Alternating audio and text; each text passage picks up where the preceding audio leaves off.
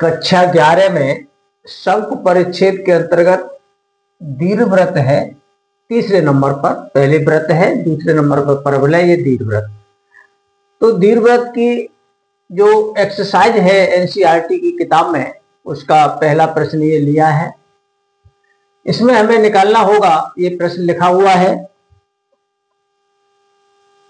शीर्ष, केंद्र, लघु अक्ष, नाभियां, नियताएं, ये सब हमने बता रखा है कौन क्या होता है।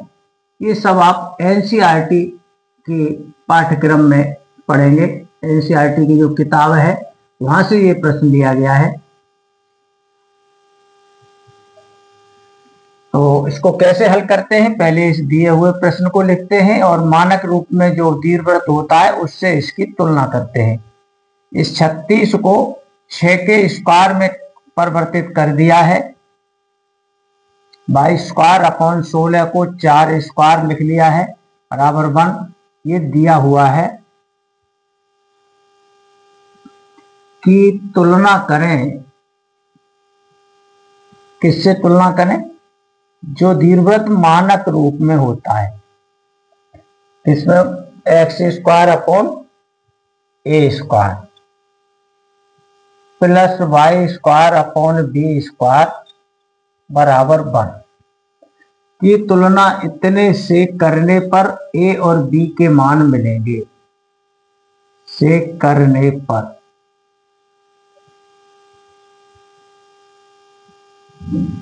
इस दिए हुए दीर्घवृत्त की इस मानक रूप वाले दीर्घवृत्त से जब तुलना करेंगे तो हमें जो मिलेगा वो ए स्क्वायर होगा 6 स्क्वायर और बी स्क्वायर का मान होगा 4 स्क्वायर। स्क्वायर काटे जा सकते हैं, न काटो तो भी चलेगा। जहां हमें ये दिख रहा है कि ए और बी में कौन किससे बड़ा है। ए 6 है और बी 4 है, जहां ए बड़ा हुआ बी से। जब भी ए और बड़ा होता है बी से तो ऐसा दीर्घवृत्त एक्स अक्ष पर हुआ करता है। इस तरह से ये दीर्घवृत्त होगा, ये इसकी आकृति होगी और ये शीर्ष होंगे A1 A2 और यही लघु दीर्घ अक्ष के सिरे होंगे। ये लघु अक्ष के सिरे होंगे B1 B2 और यह नाभियां S1 S2। और यदि ए छोटा होता बी से तो ये ऐसे होता वाई अक्ष पर। अब जो पूछा है वो निकालते हैं। सबसे पहले निकालते हैं सूत्र से उत्केंद्रता, शेष चीजें बाद में। उत्केंद्रता, उत्केंद्रता को ई से व्यक्त करते हैं और इसके लिए सूत्र लिखा रखा है 1 minus B square upon a square. तो ये अंडर रूट में बी स्क्वायर और ए स्क्वायर के मान लगाइए। तो बी स्क्वायर का मान है 4 स्क्वायर यानी 16 और ए स्क्वायर का मान है 36। पहले तो ये 4 से कट जाएंगे, बाद में लासाफा ले लिया जाएगा। 4 से 16 4 बार और 36 कटेंगे 9 बार। और ये सब मिला के लासापा लेकर 9 लासापा, 9 में से 4 घटे 5, अंडर रूट का 5 और अपॉन में 3। ये है दीर्घवृत्त की उत्केंद्रता। इसे व्यक्त करते हैं। शेष चीजें आगे देखेंगे, एक एक करके निकालते हैं। केंद्र ये मूल बिंदु होता है 0 0। पूछा जाए न पूछा जाए, शुरुआत यहीं से करते हैं। यदि केंद्र 0 है तभी ये जो कुछ है वो आप यूज करेंगे। केंद्र 0 0 होने पर ही ये सब कुछ होता है। सबसे पहले लिखते हैं शीर्ष।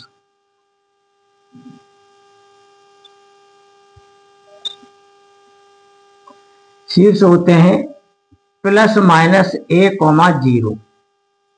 ए बी से बड़े होने पर यह शीर्ष होता है। इसके मान लगा दो, प्लस माइनस लगा के ए का मान 6 है। देखो ये स्क्वायर से स्क्वायर कटा हुआ समझो। ए का मान 6,0, ये शीर्ष हो गए। नाभियां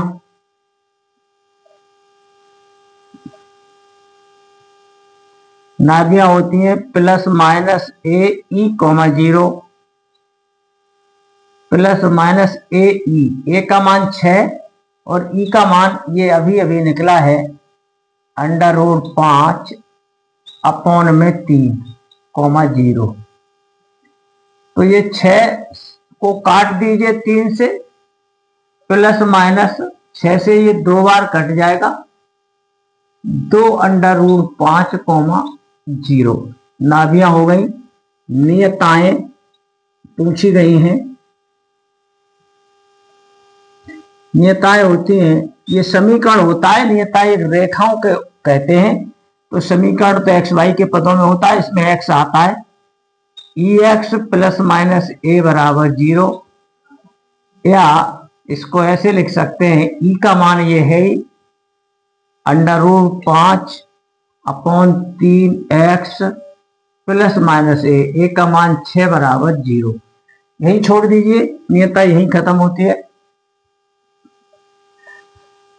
अब शीर्ष हो गए दीर्घ अक्ष। दीर्घ अक्ष 2a से व्यक्त, यहां से a1 से a2 तक होता है। 2a a है 6 हमारे पास, तो ये 12 हुआ। लघु अक्ष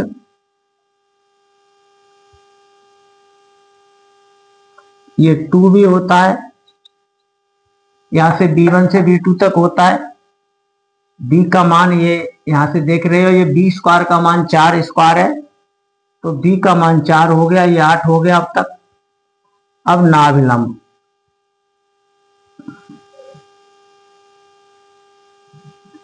नाभिलंब एक लंबाई होती है 2b स्क्वायर अपॉन a होती है। ये तब होती है जब a बड़ा होता है b से, और a छोटा होता है तो यह ऊपर a आ जाएगा a का स्क्वायर, तो नीचे b आएगा बिना स्क्वायर में। b स्क्वायर का मान 4 का स्क्वायर यानी 16 है, और a का मान 6 है, तो 2 से 6 3 बार काट दो, तो 16 अपॉन 3 ये लंबाई है नाभिलंब की।